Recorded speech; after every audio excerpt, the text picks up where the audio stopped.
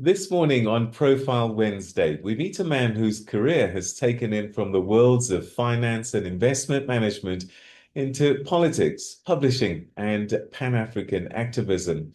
Zimbabwean-born businessman, investor, and author Joseph Makamba Busha, better known as J.M. Busha, is the founder of the J.M. Busha Investment Group, the political movement Free Zim Congress, and the Pan-African initiative J.M. Busha 54 Races for Peace and Unity in Africa. And this is a campaign that uses sport, culture, dialogue, and civic engagement to promote peace and responsible leadership across the continent. His latest initiatives include the Africa Month Dinner, which brought together ambassadors, diplomats, policymakers, and other leaders from across Africa and beyond, featuring, of course, the African Union Commission chairperson, Dr. Nkosazana Dlamini-Zuma. Busha is also an author whose books include Cries for Peace and Justice and My Thoughts, Africa's Future Begins in Our Minds. And these wrestle with some of Africa's biggest questions: leadership, governance, identity, accountability, democracy, and the future of the continent. Well, I spoke to him about his ideas and what has shaped his worldview and what kind of Africa he believes is still possible. So, Joseph, your journey began in rural Zimbabwe, but you leapt into international finance, investment management. I wonder where along your journey your passion for leadership on the continent first came into being and why it is something that's driving you now. Well, I think Africa, there is a lot of cliches and themes that we all run in different boardrooms, conferences, that Africa is the richest continent on earth, youngest population, and so on. But when I look at it and as I grew up, I remember and I see vividly in my memory images of kids in Somalia and other parts of Africa, that are impoverished and they basically have got nothing. So my argument really is to say, well, if we are the richest continent on earth, it doesn't really reflect in our daily lives. It's not a lived reality on the continent. So what do I do?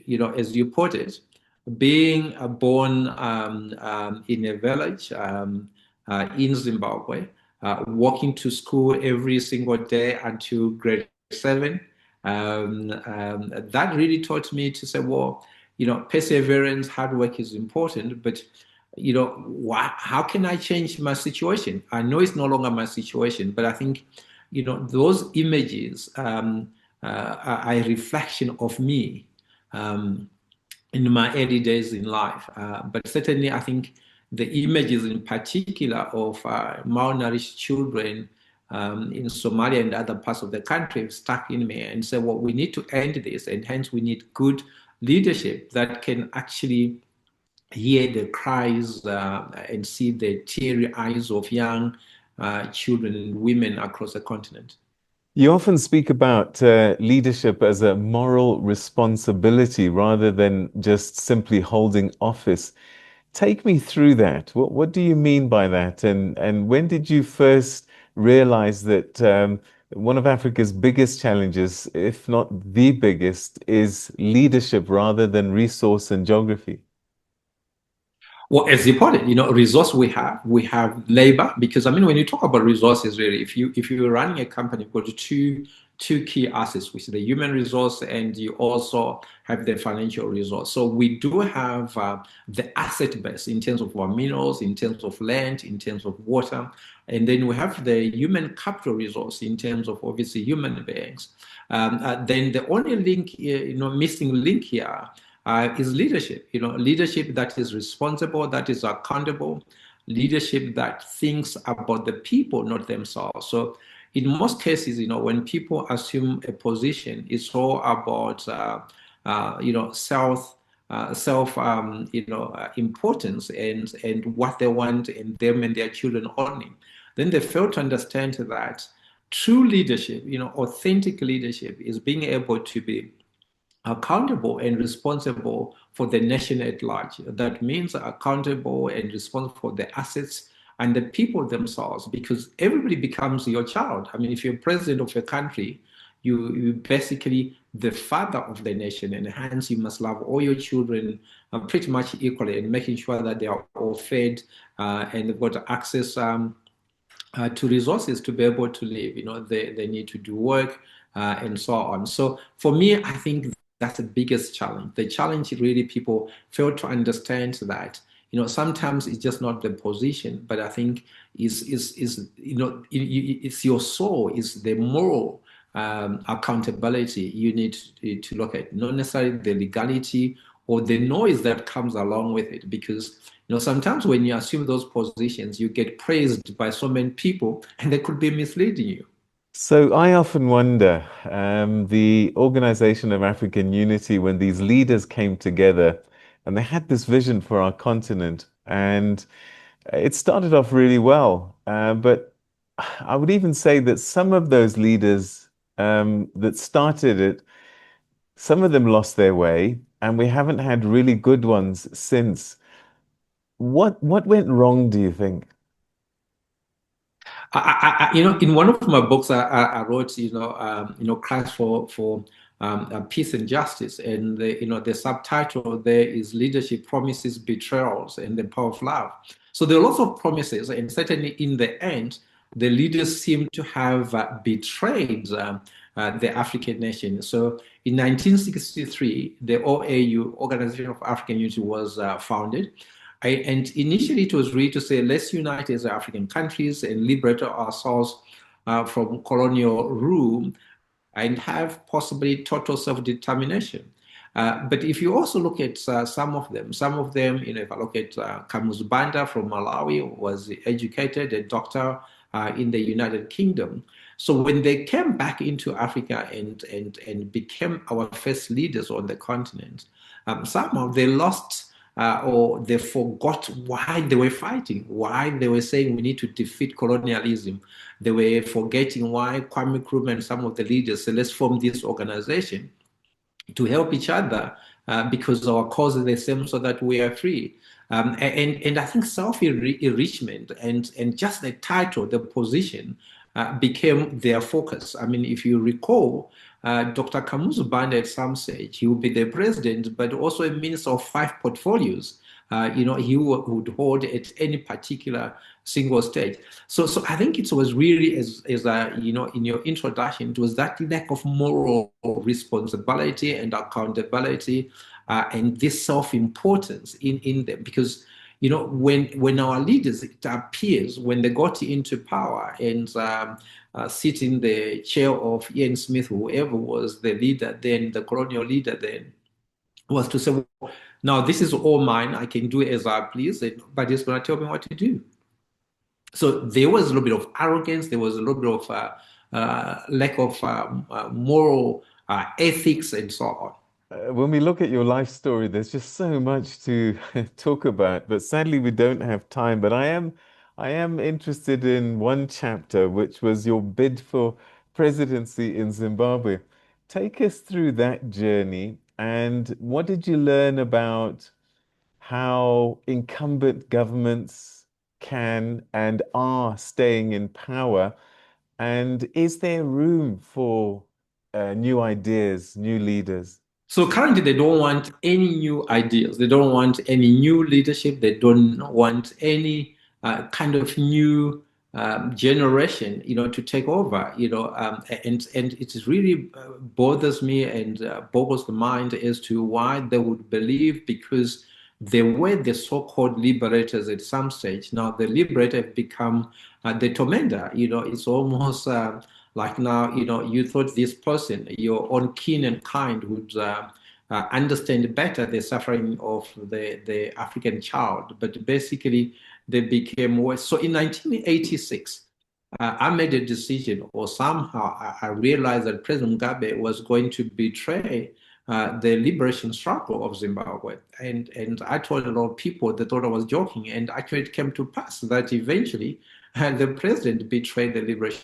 struggle, in terms of the ideals and what we fought for, which is really, if you look in terms of what is the independence, I put three sides to the independence, and I call it an equilateral triangle of independence. So on one side, you've got the social, economic side, then you've got the social political, then the territory. So in terms of the territory, Africa or territory Zimbabwe, there's no debates in terms of the boundary. So Zimbabwe is considered to be independent from a territorial perspective, but are we economically independent? Is there social, political independence where people have got the freedom of association, assembly, belonging to a political party or an organization? There isn't. So there's no that freedom, which is really part of the structure that gives a complete self-actualization or self-determination. Then economically, I mean, if you're unemployed, you don't have any means of production or earning a living, it means you don't have dignity. You are not independent. There's no dignity there because somebody is feeding you, somebody is clothing you.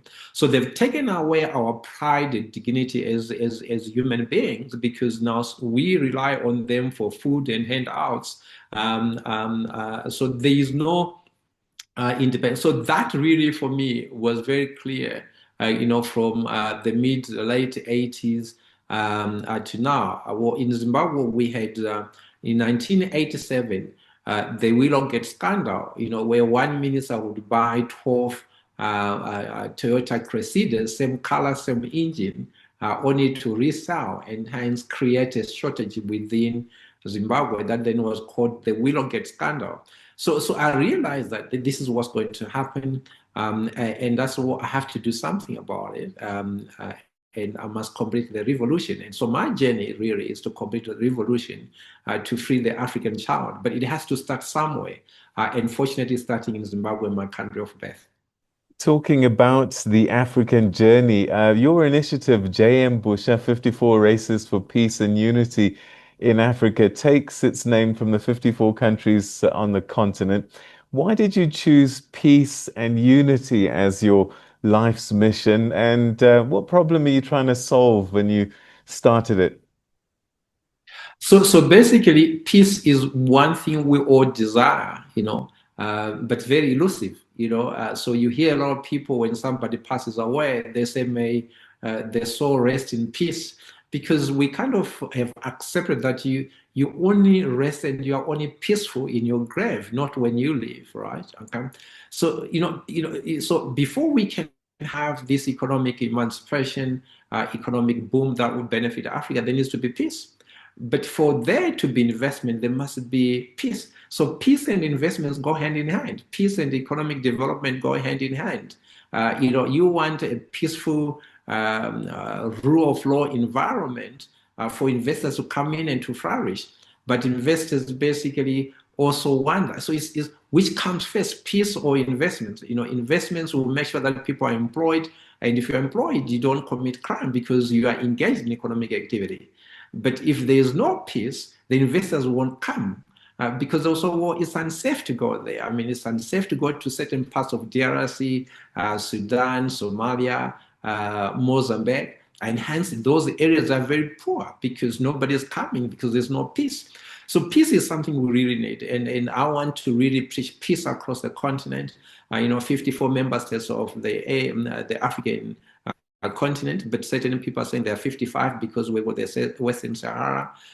So what do we do? So my view is that I want to go across the continent and really just say, listen, for us to be able to realize this whole dream of a prosperous, united Africa, we need to make sure that each one of us is at peace. And peace is not the absence of war, but it's the state of being of a human being, your mind, your body, and everything. That's what we talk about peace, when everything is in equilibrium.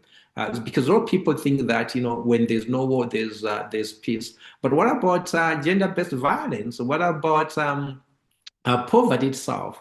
What about people who don't have shelter? So if we reduce peace to the basic needs, that could promote peace. Everybody needs food, and food would include the air we breathe, water, everything we consume. Say it's under food, everybody needs food, to be at peace. Because when you don't have, when you're hungry, you commit crime. Then you need shelter, you need shelter. Those are basic human needs, and becomes basic human rights. So we need to understand that peace, is life. Life is sacrosanct, and peace is a human right. So one of the initiatives under the JM54 initiative was the Africa Month dinner that I was very lucky to attend. And I was quite and pleasantly surprised to see a good number of African ambassadors that had come there. And it seems then that your vision and your desire is resonating with the diplomatic corps and from across the continent. The discussion that day was about diaspora consciousness and responsibility. And given what we're seeing in South Africa at the moment, it's such an important issue. What are your thoughts on it and what movement across the continent means, and also the sixth region, which is the diaspora? So the diaspora is very, very critical in the development of Africa. So they need to have a sense of belonging, because right now, as you see and allude to, there's issue of immigration in the United States of America. There's the issue of immigration in the Europe. You see, you had about a plane full of South Africans that were deported, I think, from either Ireland or Northern Ireland. And then right now in South Africa, we have seen some march on 30 June. Most of the African nationals residing in South Africa were told that, well, this is your D-Day. You had to leave the country. So initially it was just about undocumented individuals, and then some people saw whether you are documented or undocumented. So that's a very dangerous situation, and this situation has come to the fore purely because of a lack of leadership, the lack of holding each other accountable. Because when looking in terms of our leaders, the president, they're not holding each other accountable in terms of developing their countries for the common good. So when you have massive disparity in infrastructure, in job opportunities, it's natural that people are going to gravitate or move towards the country where they will be able to have all these social services like health and jobs. So basically, it is a sad situation that we've come to this point, which basically is pitting an African against an African, black on black, which it really was, in America during the Negro days, where there was lots of black on black violence.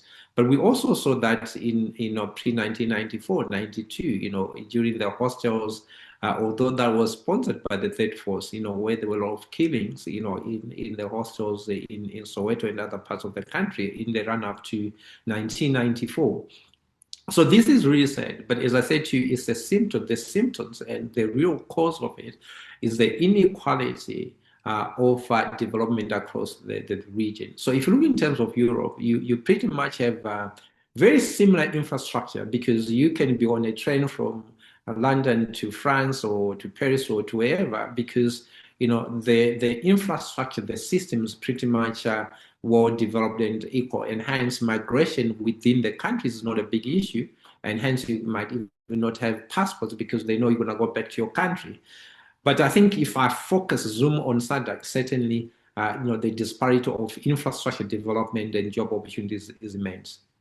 Your other book, My Thoughts, Africa's Future Begins in Our Minds, suggests that Africa's renewal starts with a mindset before policy. What changes in thinking then do you believe Africans need to make for the continent to fulfill its potential? Personal responsibility and accountability, until each one of us must understand that Africa is our motherland, is our continent, and only us we can develop it. Join hands, do the best we can to ensure that we improve the lives not only of ourselves but of our neighbors. you still have in parts of the continent, on parts of the continent, children going to school and well, they're not going to school. They're actually conducting their lessons under trees, under harsh conditions, and you're expected to learn and to pass. We still have pit latrines. So everything starts in our mind. So we have to sit down and think, have a paradigm shift to say, what is it we want? Who is the culprit here? And you look at the man in the mirror, and the man in the mirror might be you, who basically is not changing. Because if you don't change, if you don't control the agenda, right? Okay, change will change you because change is always there. If you had to address the African Union with the heads of state all present, what would your message to them be today? My message to them today would be open your eyes widely, open your ears, see the tears, hear the cries. Africa has not changed despite your promises, despite your slogans. And slogans, by the way, they don't grow economies. You can come up with any slogan, but it does not grow any economy. What we need to do is we need to make sure that we've got implementable economic policies that are inclusive, that are practical, and create new industries. We didn't even create the renewable energy industry, in particular on the solar stuff, because we've got so much solar, or sun in Africa, that we should have been the first continent to push the agenda for solar energy. We have lithium, the battery-driven energy solution. We should be driving that. So I would tell them that, listen, be open, allow young, new minds to come in, new minds that have gone out, that have learned few things, and pass on the baton because the time is not with us. Why is it, African leaders, in most cases, by the time they leave power, or when they leave power, they're either in exile where they die, or they're in jail. We want to celebrate them. We want to show them, what Africa could be and should be. And we want them to enjoy their retirement in good. And I'm hoping that when I become president of Zimbabwe in 2028, I will be able to show what Africans can do for themselves. Joseph Busha, it's been a pleasure talking to you. Thank you so, so much indeed for joining us on Channel Africa. Thank you very much, Mr. Ndoro, and to your listeners.